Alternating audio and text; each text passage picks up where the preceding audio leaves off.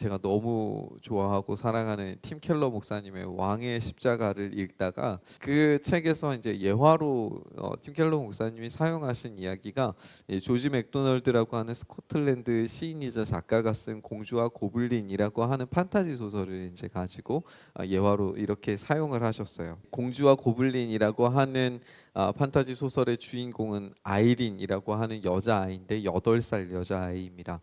이 아이린이 집에서 다락방 하나를 발견하게 되는데 거기에 가끔 요정 할머니가 나타나요. 그래서 이 가끔 나타나기 때문에 그 할머니를 어떻게 하면은 만날 수 있을까를 이 아이린이 기대하고 또 꿈꾸고 소망하면서 그 다락으로 올라갑니다.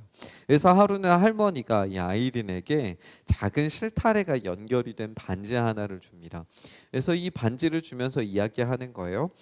이 반지를 가지고 네가 위험한 상황이 닥쳐오면, 위기가 닥쳐오면 이 반지를 베개 밑에 넣어. 그러면 여기에 있는 실타래가 나에게 안내해 줄 거야라고 그렇게 이야기를 해요. 근데 아이린이 보니까 반지는 알겠는데 실타래가 전혀 보이지 않는 거예요. 할머니, 이게 실이 전혀 보이지 않아요.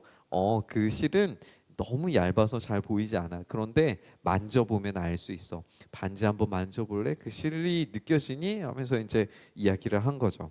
그거는 볼 수 없고 오직 느낄 수만 있는 거예요. 그리고는 이제 이 요정 할머니가 사라지고 이 반지를 아주 애지중지합니다. 그러던 어느 날 아이린이 침대에 누워 있는데 고블린들이 집 안으로 들이닥친 거예요. 그래서 아이린이 정신을 얼른 번뜩 차리고 어떻게 하지 하다가 할머니를 찾으면 되겠다라고 하는 게 이제 생각이 났어요. 그 실을 붙잡고 가면 할머니를 찾을 수 있으니까 반지를 얼른 베개 밑에 놓고 실을 감지를 한 거죠. 그랬더니 진짜 실이 감지가 잡혀지는 거예요. 실을 따라서 이제 움직이려고 보니까 이 실이 문 밖으로 자기를 인도를 하는 거죠. 아니, 지금 고블린들이 쳐들어오고 지금 어떻게 하면은 탈출할 수 있을까를 생각해야 되는데 이게 지금 문 밖으로 나가면은 고블린들이 지금 어디에 어떻게 갑자기 들이닥칠지 모르는데 나가는 게 맞을까? 아이린이 용기를 내서 이 창문을 넘어서 창문 위를 뛰어넘어서 이제 밖으로 나가기 시작을 해요. 근데 이 실타래가 이 실이 느껴지는 실이 점점 더 이상한 곳으로 인도를 해주는 거예요. 점점 더 고블린 소굴이 가까운 곳으로 인도를 해주는 겁니다. 그래서 이 고블린 소굴이 있는 곳까지도 갔어요. 거기에서 정말 조마조마하면서 점점 더 나아가니까 이 실이 막다른 골목으로 인도를 해주는 거예요. 그리고는 큰 돌무더기가 있는 곳으로 자기를 인도해 주는 걸 느꼈어요. 마지막으로 실이 딱 느껴지는 그곳이 어디냐면 돌무더기가 있는 완전히 막다른 골목으로 딱 가게 된 거예요. 그래서 아이린이 너무 당황스럽고 울음이 나는 거죠. 이제 어떻게 할머니 빨리 나와서 나를 도와주셔야죠. 나 안 만나 주실 거예요. 이거 거짓말이에요. 그래서 안 되겠다. 내가 돌아가야지 하고 실을 붙잡고 딱 뒤로 돌아섰더니 실이 안 느껴지는 거죠. 그래서 다시 돌아서 이 돌무더기가 있는 쪽을 향해서 이렇게 만져보니까 실이 느껴지는 거야. 이게 여기에 뭔가 있는 것 같기는 한데 어쩌라는 거야. 고블린이 뒤에서 다가오면 어떻게 할 거야. 막 이런 생각을 하다가 어쩔 수 없이 이 돌무더기를 치우기 시작합니다. 하나씩 둘씩 무거운 돌들을 막 옮기기 시작해요. 손가락에 막 피가 흐르기 시작하지만 멈출 수가 없어요. 끝까지 그 돌무더기를 막 헤치기 시작하니까 그 안에서 갑자기 소리가 들리는 거예요. 거기 누구세요? 저 좀 도와주세요. 그래서 이 아이린이 이 돌무더기를 막 헤치고 난 다음에 그 안에 이 갇혀 있었던 소년 커디라고 하는 이 소년을 발견하고 그 아이를 구출합니다. 근데 이 커디라고 하는 아이에게 특별한 능력이 하나 있었는데 고블린들이 도망가는 노래를 알고 있는 거예요. 그래서 이 커디와 함께 다시 한번 실을 잡고 움직이기 시작을 해요.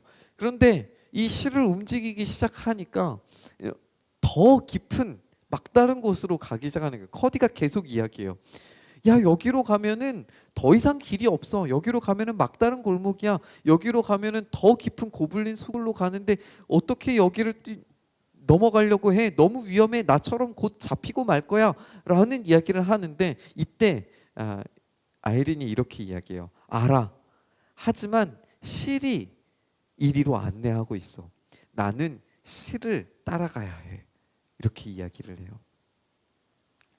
그러면서 팀 켈러 목사님이 예수를 따라간다는 것은 바로 이런 것이다라고 이야기를 그 뒤에 딱 붙이는데 이게 너무 감동이 되더라고요.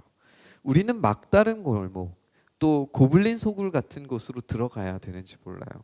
하나님께서 이 지금 요단강 동쪽에서 지금 이 이야기를 듣고 있는 이스라엘 백성들에게 너희가 곧 저기로 넘어가서 저기에 있는 이스라엘 땅을 정복해야 해라고 이야기했을 때에 그들에게는 두려움이 가득 차 있을지도 몰라요. 거기로 들어가서 우리가 마주쳐야 할 전쟁의 상황이라는 것들이 너무나도 위험하고 나를 잡아먹을 것 같은 그런 장대한 사람들이 덮쳐올 것처럼 느껴진단 말이죠.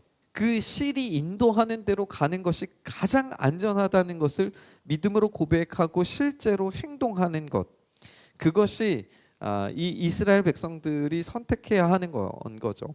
우리의 삶도 마찬가지 아닐까 생각을 해봅니다. 우리의 삶이 얼마나 비성경적인 분위기 속에 압도되어서 살아가고 있는지를 한번 생각해 보면 하나님만이 오직 유일하신 우리 하나님이라고 하는 이야기를 꺼낸다는 것이 굉장히 편협하고 배타적인 사람들이 해야 하는 그런 이야기로 들리지 않겠어요? 지금 특히나 이런 다원주의 사회 또 모든 것들이 다 상대화되어서 내가 옳다라고 서로가 주장하는 그런 사회 속에서 오직 하나님만이 유일한 답입니다라고 그렇게 고백하고 살아간다는 것은 굉장히 편협하고 배타적인 그런 사람이라고 보여질 거예요. 마치 고블린에 둘러싸여져 있는 아이린 같이 또 완전히 막다른 골목에 놓여져 있는 지금 요단강 동쪽의 이스라엘 백성들처럼 잘 보이지 않는 실, 믿음이라고 하는 단 하나의 근거를 붙들고 아무도 믿어주지 않을 것 같은 그 길을 걷는 것이 이들의 모습일지 몰라요. 우리가 이 믿음의 도전의 과제 속에서 2024년 오직 유일하신 우리 주 예수 그리스도 한 분만 붙들고 앞으로 나아가는 저와 여러분 되기를 소망합니다.